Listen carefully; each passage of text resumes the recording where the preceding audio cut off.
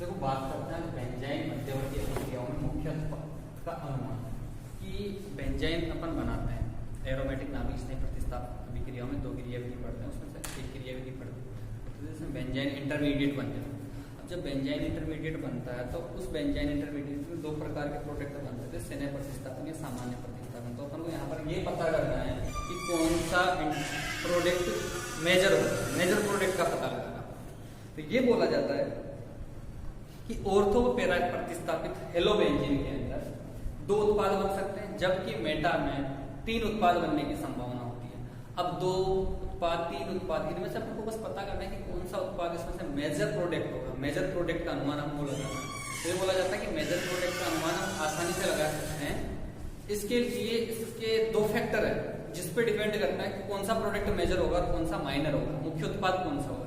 पहला फैक्टर मैंने लिखा बेंजाइन बनने की दिशा और दूसरा है कार्ब एनायन का स्ट्राइक। अपन दोनों फैक्टर्स को समझेंगे कि बेंजाइन बनने की दिशा जो अपना फैक्टर है ये तो क्या दिखाएगा और जो कार्ब एनायन का स्ट्राइक तो ये क्या दिखाएगा। अपन सबसे पहले बात करते हैं बेंजाइन बनने की दिशा या डायरेक्शन ऑफ बेंजाइन इंटरमीडिएट कि कौन सा इंटरमीडिएट या कौन सा बेंजाइन ज्यादा स्ट्राइक होगा। मैंने बोला कि जो ऑर्थो प्रतिस्थापित और पैरास्थापित हेलोबेंजीन, ऑर्थो प्रतिस्थापित और पैरास्थापित हेलोबेंजीन केवल एक प्रकार का बेंजाइन बनाता है। मैंने क्या बोला, ऑर्थो प्रतिस्थापित हेलोबेंजीन और पैरा प्रतिस्थापित हेलोबेंजीन केवल एक प्रकार का बेंजाइन बनाता है। यहाँ पर मैंने ये बोला ऑर्थो प्रतिस्थापित हेलोबेंजीन, यहाँ पर कोई छूट लगा दी मैंने जी एक्स, तो ये ऑर्थो प्रतिस्थापित हेलोबेंजीन हो गया। इसके द्वारा बेंजाइन बनेगा तो अपन को पता है कि एक्स के साथ एक हाइड्रोजन निकलता है तो इसके पास एक ही हाइड्रोजन है बगल वाला, ये निकल जाएगा और इससे बन जाएगा अपना बेंजाइन ये वाला।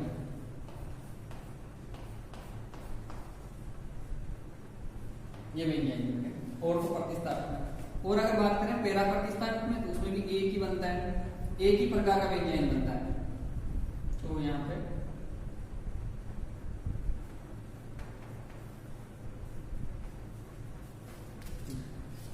यहाँ पर भी हाइड्रोजन है और यहाँ पर भी हाइड्रोजन, इसको भी निकाल सकते हैं, इसको भी निकाल सकते हैं। इसको अगर निकालेंगे तो इधर की साइड बनेगा, इसको अगर निकालेंगे तो इधर की साइड बनेगा। इसमें जो बनेगा बेंजाइन वो ये बन जाएगा। और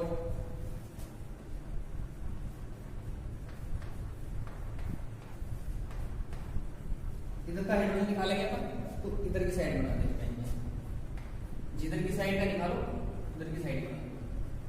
मैंने बोला मेटा, जो मेटा प्रतिस्थापित हेलोबेंजीन होता है उसमें दो प्रकार के बेंजाइन बनने की पॉसिबिलिटी होती है। देख ये जी ग्रुप यहाँ हमने लगा X।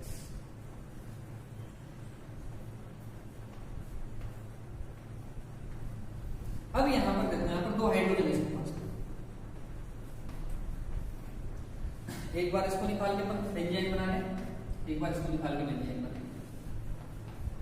ये जो और जी के पास अगर इसको ऑर्थो हाइड्रोजन बोलेंगे और इसको पैरा हाइड्रोजन बोलेंगे, ऑर्थो मेटा पैरा हाइड्रोजन। तो यहाँ पर मैंने बोला जी ग्रुप, इसको निकाल रहा हूं मैं और ये बना बेंजीन। और जब इसको निकालेंगे तो यहाँ पर बनेगा बेंजीन।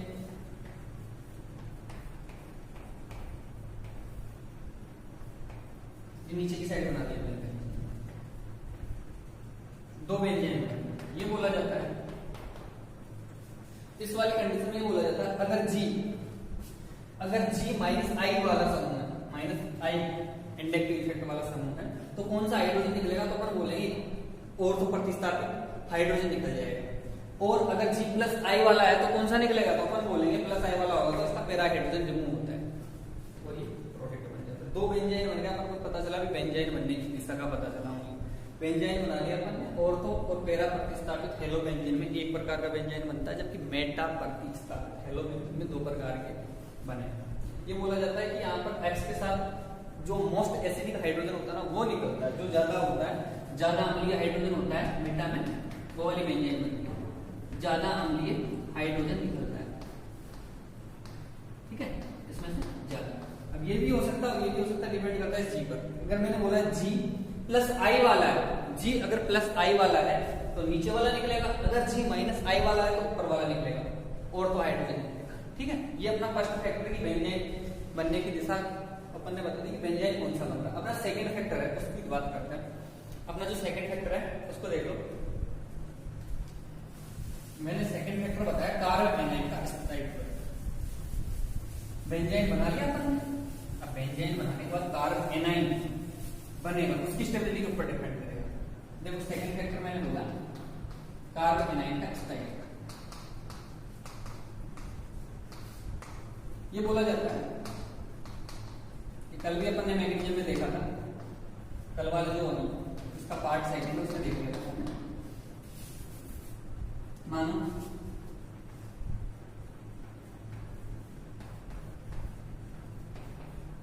ये जी ग्रुप लगा रखा था, फिर लगा रखा हूं। ये बोला जाता है कि जब बेंजाइन बन जाता है, बेंजाइन बनने के बाद उस पर आक्रमण, आने वाला न्यूक्लियोफाइल दो स्थितियों पर आक्रमण कर सकता है, और आक्रमण करने के बाद अपन बोलते हैं वह कार्ब एनाइन अधिक स्थायी होता है, जिस पर जी समूह की बात कर रहे हैं, जो जी समूह के आसपास वाली कंडीशंस देखते हैं कि जी कौन सा ग्रुप है, प्लस आई वाला है माइनस आई वाला है। तो मैंने बोला कि बेंजाइन पर न्यूक्लियोफाइल का अटैक करवाते हैं, दो स्थितियों पर पॉसिबल है। तो अपन बोलते हैं अपना प्रोडक्ट वह बनता है जिसके अंदर कार्ब एनाइन ज्यादा स्थायी होता है। अब कार्ब एनाइन ज्यादा स्थायी कब होता है, तो ये बोला जाता है, ठीक है।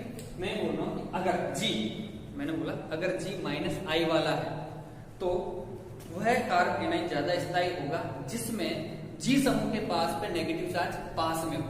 मैंने बोला जी ग्रुप कैसा है, माइनस आई वाला है, जी माइनस आई वाला है तो वह कार्ब एनाइन अधिक स्थायी होगा जो कार्ब एनाइन जी के पास में हो। और अगर जी कैसा हो, रिलीजिंग वाला प्लस आई प्रभाव वाला हो, तो वह कार्ब एनाइन अधिक स्थायी होता है जिस कार्ब एनाइन की दूरी जी से ज्यादा दूर है, ठीक है। अब ये बात अपन आराम से समझेंगे, एग्जाम्पल से लेके समझते हैं कि कौन सा ज्यादा स्थायी होता है और कौन सा कम स्थायी होता है। मैंने बोला जी प्लस आई वाला भी हो सकता है और जी माइनस आई वाला भी हो सकता है। तो दोनों एग्जाम्पल लेके देख लेते हैं कि प्लस आई वाला भी हो सकता है और माइनस आई वाला।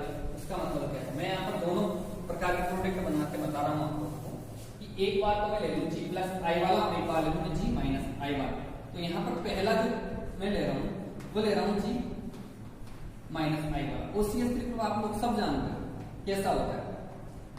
मैंने बोला ऑर्थो प्रतिस्थापित हेलोबेंजीन है ये,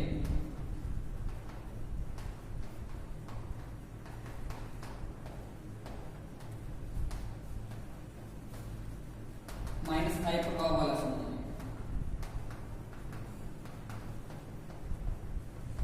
माइनस आई प्रभाव वाला जो समूह लगा हुआ है, अब अपन को बेंजाइन बनाना है। यहाँ पर अपन बोलते हैं NH2 आएगा और बेंजाइन का फॉर्मेशन होगा। तो इसमें से एक ही प्रकार के बेंजाइन बनने की पॉसिबिलिटी, यहाँ से H निकल जाएगा, पर तो है नहीं H, तो बना दो बेंजाइन। ये बेंजाइन बन गया, ये OCH ग्रुप लगा दिया अपन और ये बेंजाइन। अब ये बेंजाइन बनने के बाद में ये बोला जाता है इस बेंजाइन का आने वाला न्यूक्लियोफाइल दो स्थितियों पर आक्रमण कर सकता है, ऊपर भी कर सकता है और नीचे भी कर सकता है। तो अपन बोलते हैं कि वह ज्यादा होता है, वह कार्ब एनाइन अधिक स्थायी होता है जिस पर नेगेटिव चार्ज इसके पास होगा, क्योंकि मैंने बोला था जी के पास वाला कार्ब एनाइन ज्यादा स्थायी होगा जब माइनस आई वाला ग्रुप लगा हुआ। तो देखो यहाँ पे ये NH2 अटैक ऊपर भी हो सकता है और नीचे भी हो सकता है। तो दोनों तरफ करवा के देखो ना, कुछ ना मना करना, अपन को तो बस चेक करना है। मैंने बोला OCH3 ये वाला अपन यहाँ पर NH2 जोड़ के ऊपर जैसे इस बंद के इलेक्ट्रॉन यहाँ जाएंगे तो नेगेटिव चार्ज, यहाँ पर पॉजिटिव चार्ज, तो यहाँ पॉजिटिव चार्ज NH2 आगे जोड़े। इसी प्रकार से दूसरा OCH3 अब यहाँ पर ये वाले फॉर्मूला को यहाँ लगाओ, यहाँ पर बॉन्ड लगा दिया आपने। पहले की साइड ऊपर घुमाया था, आपके पास नीचे की साइड घुमा लेते हैं, तो नीचे नेगेटिव चार्ज और यहाँ पर NH2। अब आप लोग बताओ कौन सा ज्यादा स्थायी, ये वाला या ये वाला। मैंने बोला कि अगर माइनस आई वाला समूह लगा हुआ है तो वह कार्ब एनाइन अधिक स्थायी होता है जो जिसमें कार्बन जिसके अंदर नेगेटिव चार्ज उसके पास में हो। तो यहाँ पर देखो OCH3 के पास में या नहीं, तो स्थायी होगा, तो अपन बोल देंगे अधिक स्थायी कार्ब एनाइन, अधिक स्थायी कार्ब एनाइन। इसमें क्या है, OCH3 है माइनस आई और जो ये नेगेटिव चार्ज है कार्ब एनाइन है दूर है, तो मैंने क्या बोला था वो कम स्थायी होगा। तो अपन बोल देंगे कम स्थायी कार्ब एनाइन, कम स्थायी कार्ब। और अपन को पता है जब इंटरमीडिएट स्टेबल नहीं है तो प्रोडक्ट कहां से बन जाएगा भाई? जो अधिक स्थायी कार्बोनाइन होता है ना वो ज्यादा बनता है, सॉरी अधिक स्थायी इंटरमीडिएट होता है वो ज्यादा बनता है। अब अपन लास्ट स्टेप कौन सा करते हैं? प्रोटोनेशन का। दोनों जगह प्रोटोनेशन करवा दो, H+ जोड़ना है तो हमने H+ जोड़ दो, और ये जो H+ आता है कहां से आता है? अमोनिया से। अमोनिया से H+ जुड़ जाएगा यहाँ पर। अब कल मैंने आप लोगों को क्या बताया था कि सीने प्रतिस्थापन और सामान्य प्रतिस्थापन, तो यहाँ पर प्रतिस्थापन कौन सा होगा? आराम से आप लोग प्रोडक्ट को देखकर बताओ ना कौन सा प्रतिस्थापन होगा यहाँ पे। ये लो, यहाँ पर तुम्हारा CH3 ग्रुप हो गया, NH2 ग्रुप लग गया यहाँ पे, यहाँ पे H। Cl यहां से निकला वहां NH2 आके लगा क्या? लगा। इसको बोल रहे हैं सामान्य प्रतिस्थापन।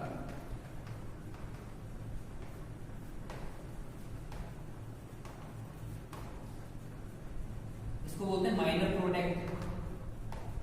माइनर इस टाइम पे कम मात्रा। ये देखो यहां, इसको बोलते हैं ये जो Cl का अपना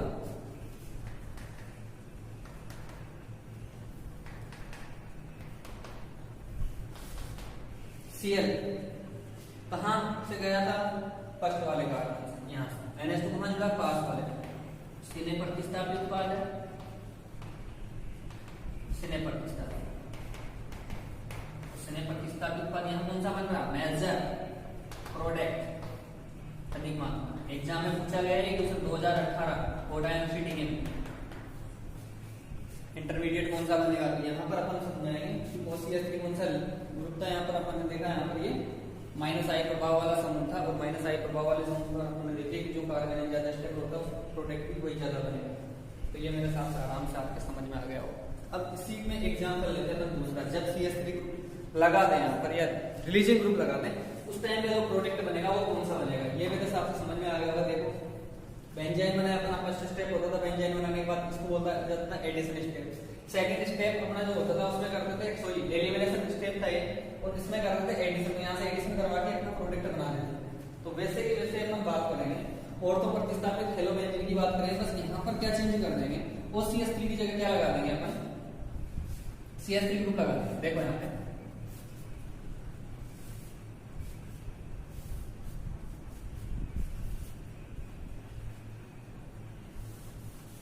ये देखो,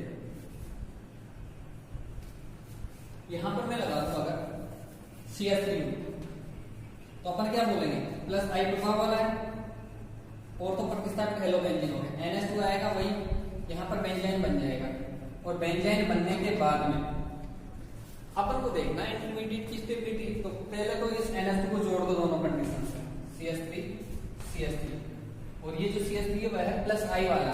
और मैंने बोला था जब G+I वाला हो तो वह कार्बोनाइन अधिक स्थायी होता है जो +I वाले ग्रुप से दूर की साइड हो। तो यहाँ पर नेगेटिव चार्ज, यहाँ पर भी नेगेटिव चार्ज, ठीक है। ये नेगेटिव चार्ज कौन सा कार्बोनाइन अधिक स्थायी होगा? CH3 से दूर वाला, क्योंकि +I है, दूर वाला ही है, तो ये बोलेंगे अधिक स्थायी।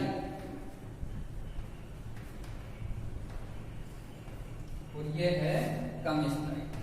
जब इंटरमीडिएट कम स्थायी है तो प्रोडक्ट भी कम स्थायी होगा कि नहीं होगा? अब अपन वही प्रोटोनेशन करते हैं अमोनिया के साथ, H+, यहाँ पर CH3 ग्रुप का भी है, और ये +I वाला है, CH3 है +I वाला, CH3 +I वाला। सीने प्रतिस्थापित उत्पाद बन रहा है यहाँ पे, और ये सामान्य प्रतिस्थापन, सामान्य प्रतिस्थापन। अधिक स्थायी तो अधिक मात्रा में बनेगा, अधिक मात्रा कम मात्रा। अब यहां से एक क्वेश्चन पूछा गया था 2018, जो आपको ऊपर की साइड दिख रहा होगा, ये क्वेश्चन 2018 में पूछा था। इसकी मैकेनिज्म आराम से हम बता सकते हैं, इसका आंसर आप लोग आराम से दे दो। तो एक कॉन्सेप्ट बना लेंगे अपन सीधा सीधा, अगर ऑर्थो प्रतिस्थापी हेलोबेंजीन आ जाए और वहां पर CH3 समूह लगा हुआ या वो CH3 समूह लगा हुआ है, अपन बोल सकते हैं कि अगर +I वाला कोई ग्रुप जुड़ा हुआ है ना, मैंने क्या बोला, और तो प्रतिस्थापित हेलो बेंजीन में बेंजाइन मैकेनिज्म से अभिक्रिया हो रही है और अपन एरोमेटिक न्यूक्लियोफिलिक सब्स्टिट्यूशन रिएक्शन करवा रहे हैं, तो ये बोल सकते हैं कि जब प्लस आई वाला समूह लग रहा है तो वहां पर बनने वाला जो मेजर प्रोडक्ट कौन सा होगा, सामान्य प्रतिस्थापित प्रोडक्ट ज्यादा स्थायी होता है, मतलब ज्यादा मात्रा में बनता है। जबकि अगर माइनस आई वाला कोई ग्रुप लगा हुआ हो तो वहां पर जो बनने वाला प्रोडक्ट है वो सिने प्रतिस्थापित बनता है। ठीक है, आराम से समझ में आ गया होगा मेरे हिसाब से जहां तक है। एक एग्जाम्पल और समझा देता हूँ मेटा वाला, जिससे आपको बहुत सारी बातें क्लियर होगी। मेटा वाला ऐसे यहाँ तक अपना सफिशिएंट है।